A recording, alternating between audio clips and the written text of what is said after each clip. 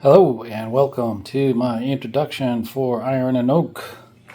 Yes, we're back playing Iron and Oak again, coming up on an anniversary play here as well. August 5th, 1864, we come up with the Battle of Mobile Bay. This was a big one for the Union, one of the biggest naval battles with ships and men-wise in the Civil War. We've seen other ones, such as the raiders like the Shenandoah, Alabama, and other ones which are smaller. But this one is really big. How big? We're talking 18 U.S. ships versus 4 CS ships plus 2 forts and a floating battery for the Confederates. And I'm going to show you the whole setup here. It's actually in the game here, it's actually broken up into 2 scenarios. First one we're going to be playing out is going to be the Gauntlet, which is going to be running the forts. So this one we actually have the 2 forts and water battery, and this is where the Union fleet is going to try to pass them and see how many ships they can get past them to go fight against the Confederate ships in the second scenario. So this is a pretty big one. It's coming up on the anniversary here, so I wanted to shoot a video of this and just wanted to give you an introduction to this whole thing and give you some context to it here as well. So let me give you kind of a pan around. This is going to be a handheld panning of the layout here. Here are the ship cards and all Union ships over here. There's should be 18 of them here, and this constitutes 2 sets of ships. Up here we have the monitor style ships. Up here we have the regular wooden frigate, screw and side wheeler ships over here, and there's a specific reason why they're set up here, which I'll go into in a little bit. But there they all are, 18 of them on here.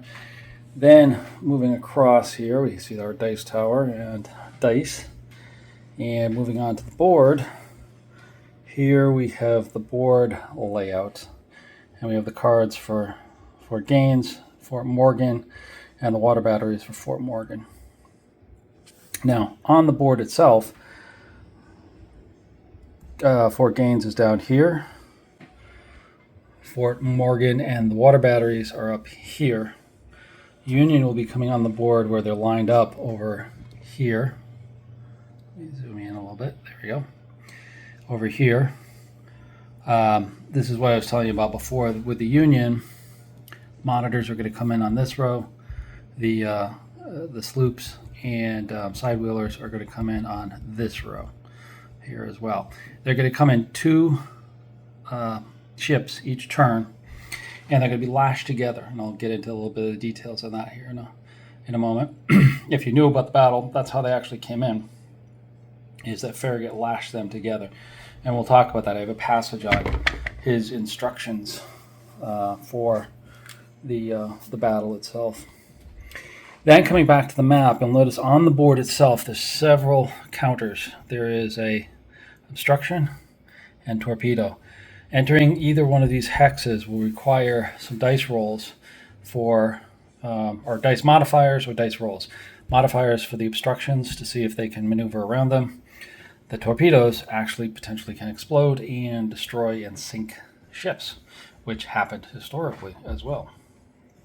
So we have a couple sets of those. There's obstructions, some more torpedoes, and obstructions across here. The main goal is for these Union ships here that I just showed to go all the way across and exit off of there by the end of turn 30. So this is a long one. It's 30 turns. And I'll talk about how I'm going to break this up here in the videos later. So that's kind of the layout of the battle itself. Like I said, it's going to be 2 parts. There's not going to be any Confederate ships in this part. It's just going to be the Union ships trying to run the batteries. Now the batteries themselves, I don't know if you noticed, let me slowly come back over here so I don't make you seasick.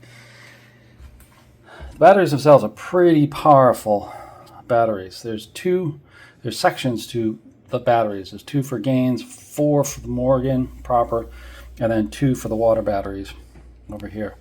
And they're pretty powerful. You can see their guns are 10.6s, and their defenses are 10.6.8 over there as well for hits on there as well. Plus they've got crew. They can take crew hits there as well. Water battery is subject to grape shot here as well. So they're pretty powerful, and they can do some serious damage, like they did do in the actual battle. Please ignore my filming bar over here so I can put my camera on. I'm going to put that on here in a second. But they're pretty powerful. But we also have a powerful fleet. If we look at these over here, the Tecumseh was a state-of-the-art ironclad at the time. You can see its batteries there, 10.8.6, very powerful. Some good defenses there too. Same with the Manhattan, Winnebago, and Chickasaw. And then even for the wooden ships, Brooklyn, the Hartford, that was the flagship. And you notice they've got an elite status on there, so that's going to give them some positive modifiers. The Richmond, the Lackawanna,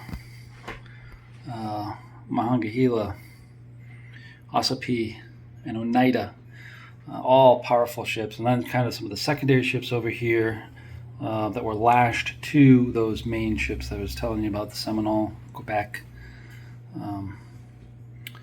so forth down the line. Okay, so pretty powerful fleets attacking each other here as part of the battle for Mobile Bay. So as I said, this is 30 turns. So how I'm going to shoot this is going to be a little bit different. Usually with these playthroughs with Iron and Oak, I usually try to shoot them live. Excuse me while I put you in the cradle here. Usually I try to do them live, but I think for this one I'm gonna have to break it up a little bit and actually give you some recaps. But I'm also going to show you, certain things, like when we're going to run these torpedoes. That's going to be exciting. We'll have some dice rolls for that and see what happens. Same with the obstructions, artillery.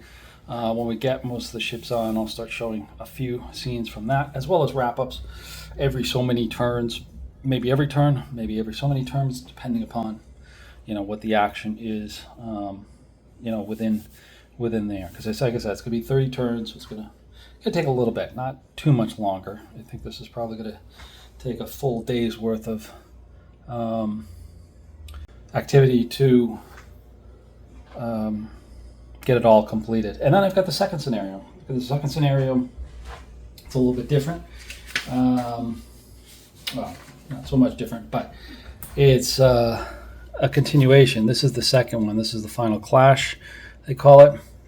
And this is where we're actually going to have the 4 Confederate ships, the Tennessee, Morgan, Salina, and Gaines, and whatever ships from the Union make it past the forts are going to be what's used on this second scenario over here.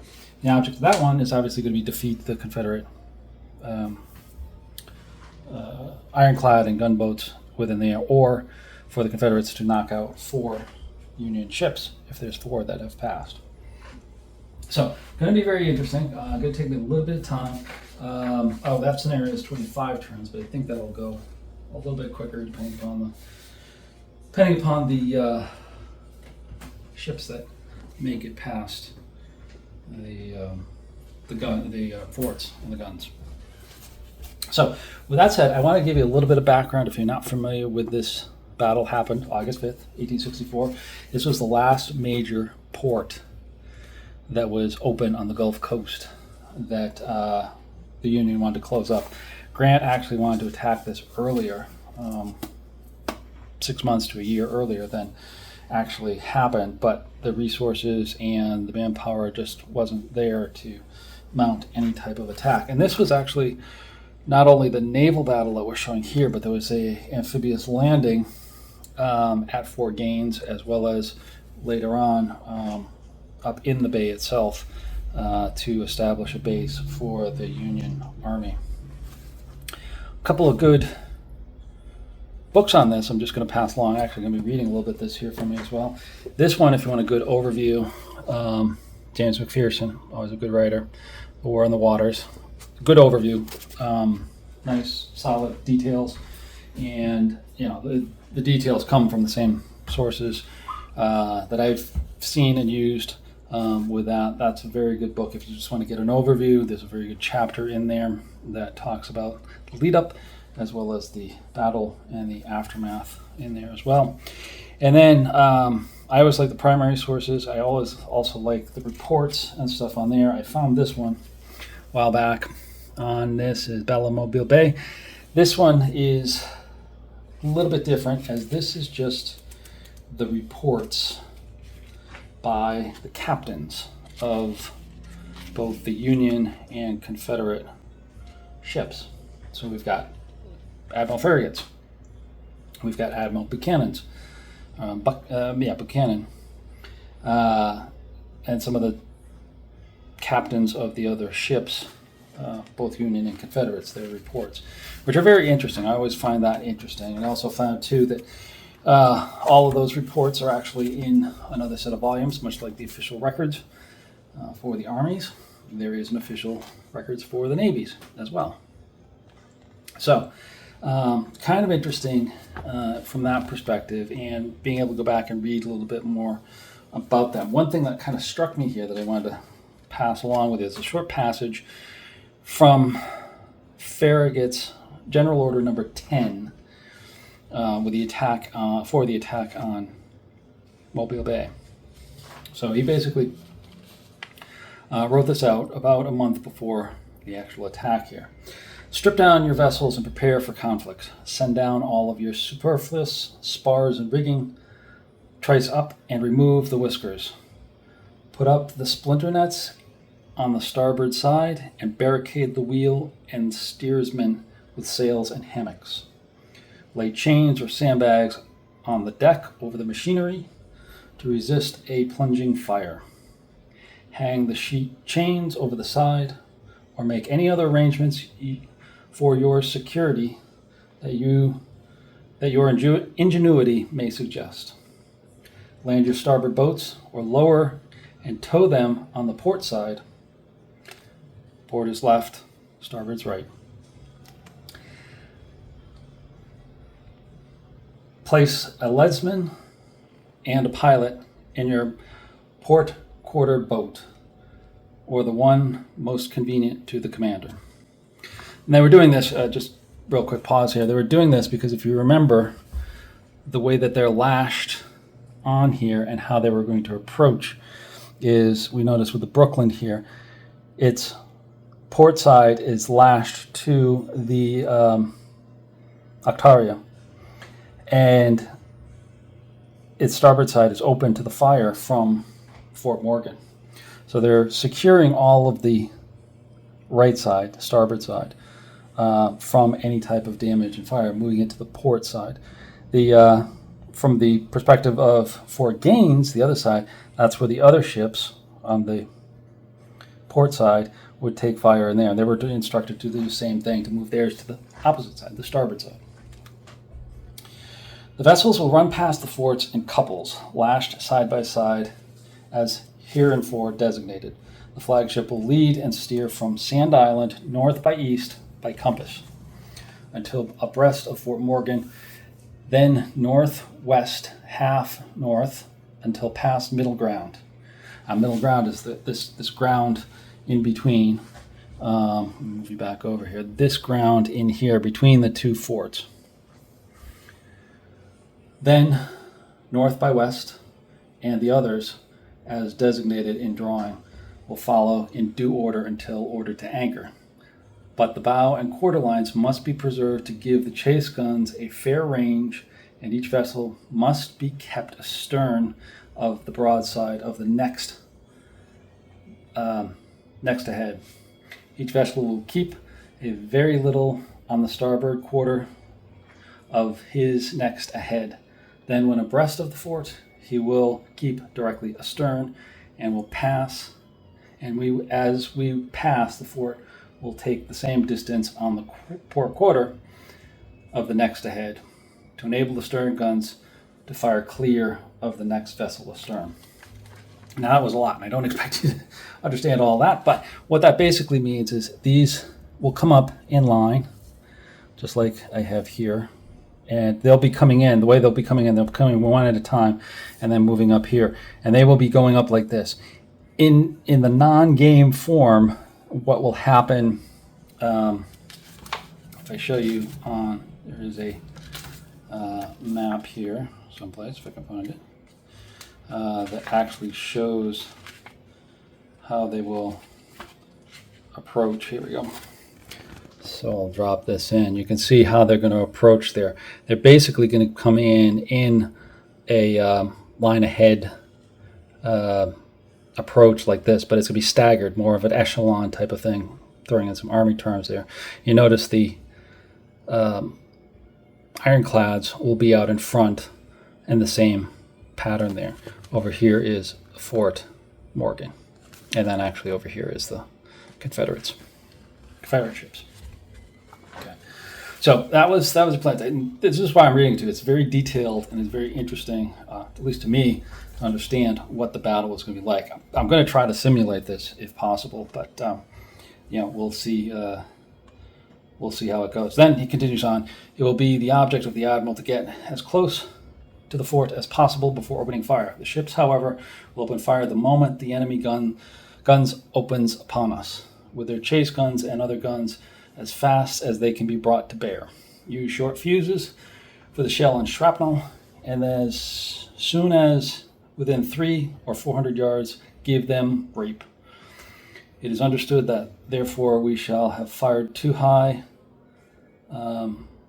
but with grape shot, it is necessary to elevate a little above the object, as grape will dribble from the muzzle of the gun. If one or more of the vessels is disabled, their partners must carry them through, if possible.